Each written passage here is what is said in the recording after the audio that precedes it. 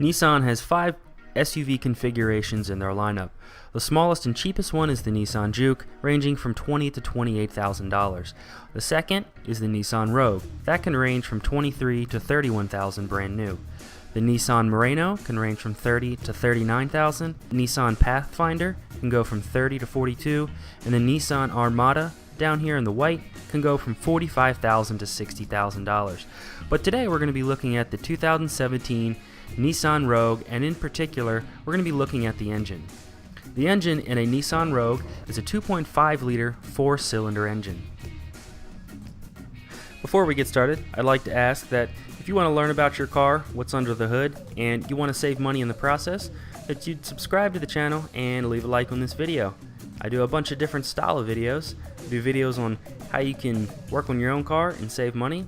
I'll also show you on some new cars that I drive what it looks like under the hood, as well as what it looks like on the inside of a new car. So if that sounds like something you're interested in, go ahead and subscribe to the channel. So here, back at this 2017 Nissan Rogue, here we have the first part of the air intake system. We also have a couple air baffles right there, resonators that kind of just dampen the sound of the engine as the air comes back through this tube. I also have some more dampeners right there. Down here under the air intake we have a couple of fuse boxes. You can see those tubes going down under there with some electrical wires in there. We have the negative terminal to the battery cable right here. Right here is the air filter box. Right here is the brake fluid reservoir. And we're looking at the mass airflow sensor right there. It comes up through the tube there. The air comes through the tube, hits the throttle body. Here we have the evap service port. You have the evap system, which takes fuel from the off top the fuel tank, the vapors, and then it eventually burns it in the engine. Here we have the air intake manifold. You see the 4 ridges right there. That is the pathway for the air to go into the engine to be able to hit the 4 different pistons with the spark plugs and the fuel injectors.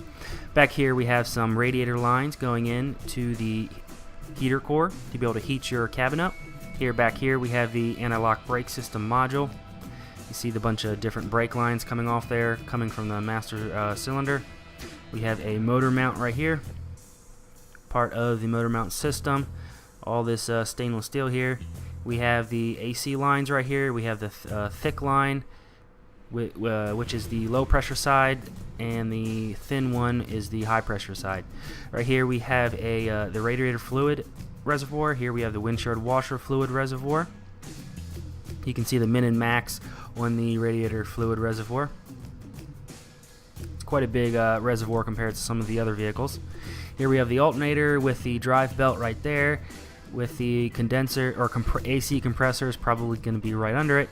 You see this AC line heading down there, and it goes into the compressor, which it compresses the AC fluid and it turns it into, I believe, the liquid phase down there. You have the oil dipstick tube. Here you have some of the exhaust manifold, and it's covered by this aluminum foil type of material just to protect from the heat. Down here you have part of the radiator system. You have a bunch of radiator tubes going in and out of the engine, and eventually they meet up with some of the other radiator tubes.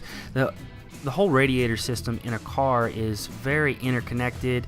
It has a lot of branch offs and T's, and most of the radiator lines are made of this material here, this thick line right here. This is the upper radiator hose. It's connected to the radiator itself right here, where the fluid flows and then the air passes through and it cools down.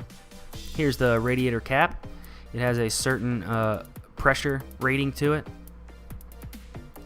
You have some electrical lines coming off of the battery right here, and some more electrical bundles. Whenever you see lines like this with the rigid tubing, it usually indicates that there is electrical lines in there.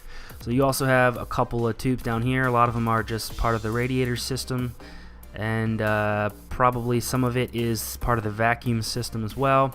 Also down here you have the brake master cylinder. Again, the brake cylinder and the fluid reservoir is always going to be on the driver's side. So here's just a panned back view of it. You can see it's a 4-cylinder. Here you have an electrical clip right here in the front, and you see those wires branching off of the electrical bundle. You have this big plastic piece that says Nissan on it. I believe that is also part of the air intake system, where it just adds more volume to the system, and it also dampens the noise of the engine. So you have some more of the evap system tubing. You have the 4 different ignition coil plugs here to go over the spark plugs. Real easy to get to if you ever need to change them. Right here is a valve. You have this electrical cable going to it and a connector. The valve opens and closes whenever the pressure gauge from the fuel tank and the vapors get to be too much. That valve opens and burns the fuel from the fuel tank in the air intake system. You also have that little tube right there I was showing you that takes vacuum and supplies it to anything in the car that needs a vacuum pulled on it. So that pretty much wraps it up. I guess down here we have the catalytic converter. You have some electrical line coming off with the oxygen sensor. So on the surface, that pretty much covers it up for the 2017 Nissan Rogue. And probably all cars in the past 20 years have each and every piece that I explained here. And if you want to open up your hood, take a look at it and see if you can learn anything. Also, you might be able to troubleshoot some problems. So if that helps you out, leave a like, subscribe to the channel, and thanks for watching.